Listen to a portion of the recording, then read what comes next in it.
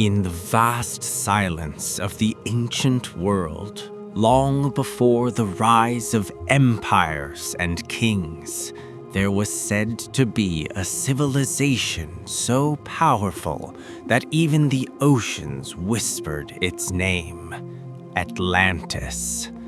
A city forged in brilliance, corrupted by pride, and swallowed by the merciless sea.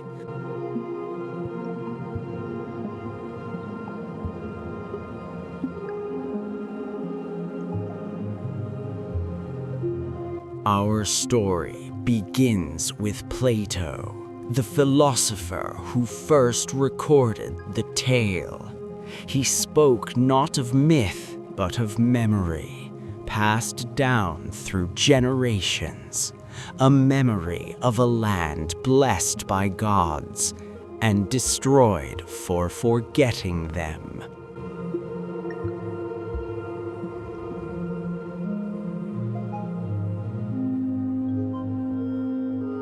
Atlantis was said to lie beyond the Pillars of Heracles, where the ocean widened into infinity. Its lands were fertile, its walls gleaming with metals unknown to man, and its people fearsome in knowledge, unmatched in ambition.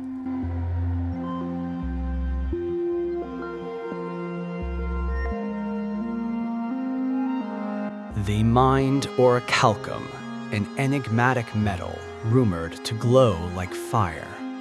They mastered complex engineering, channeling rivers and bending nature to their will. And yet, the higher they climbed, the darker their shadows grew.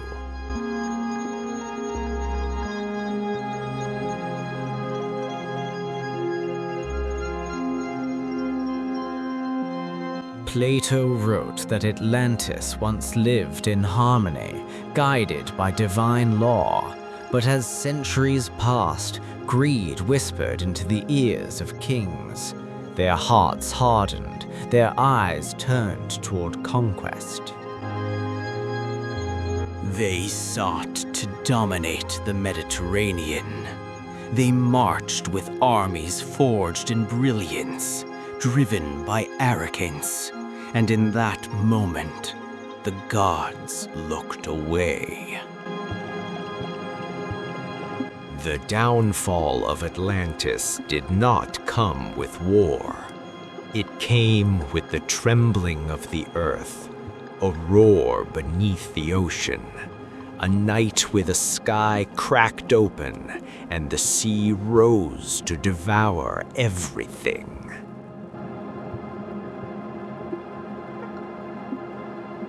Plato said, in a single day and a night of misfortune, the island of Atlantis disappeared into the depths. But what force is powerful enough to sink a continent?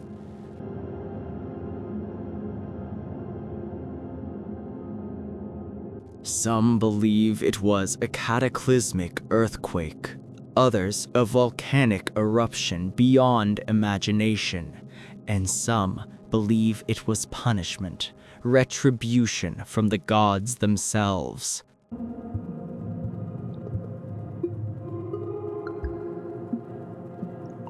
Yet the mystery only deepens, because around the world echoes of Atlantis appear, in ruins, in myths, in memories too similar to ignore, as if an ancient truth is trying to surface.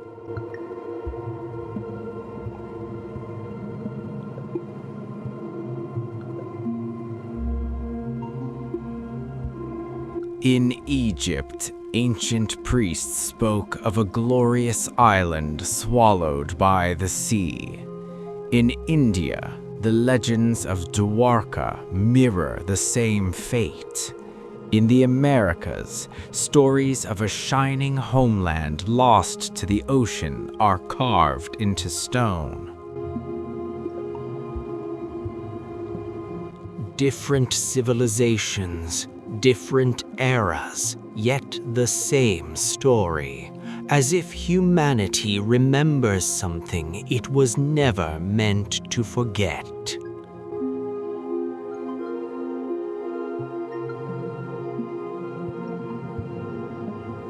Some historians suggest Atlantis was the Minoan civilization on Crete, destroyed by the eruption of Thera, a disaster so massive it shattered cities, collapsed kingdoms, and drowned entire coastlines.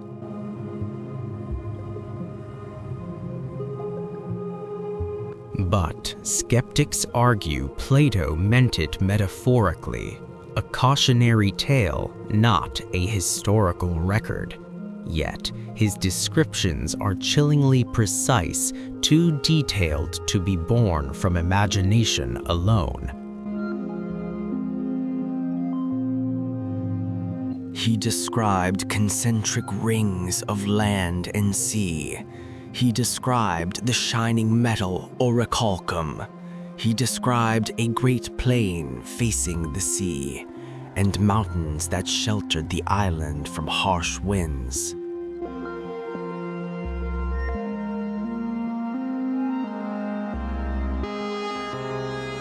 Strikingly, such lands exist around the Azores, in Antarctica beneath the ice, in the Sahara, where satellite imagery reveals circular formations eerily resembling Plato's design.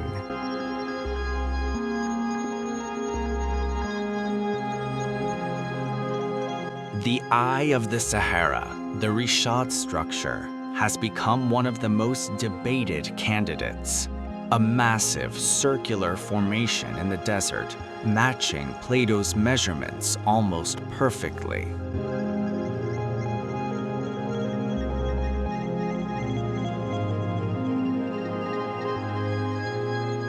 But if Atlantis was there, how did it sink? What force can bury an entire civilization beneath desert sands?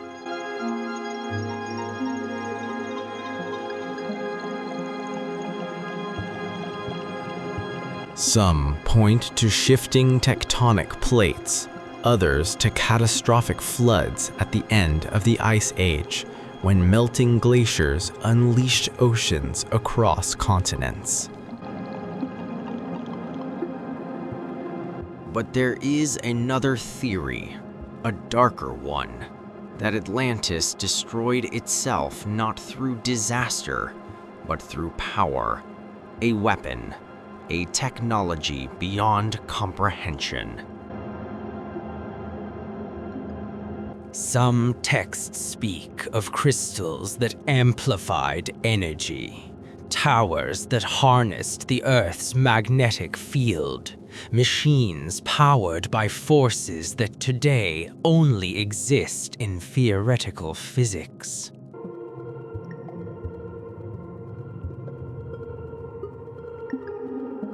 If such power failed, it would not merely destroy a city, it would annihilate an entire island.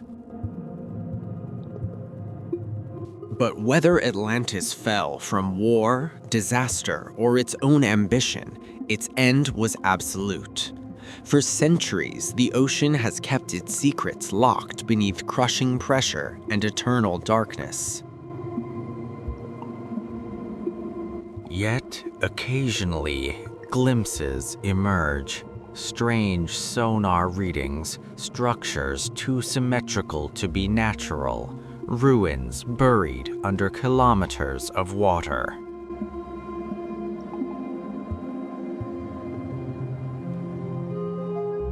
Each discovery reignites the same question. Was Atlantis simply a story, or a memory humanity refuses to let die?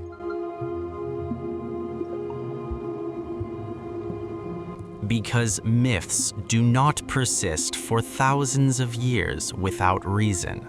They survive because they are built on truth, no matter how deeply buried.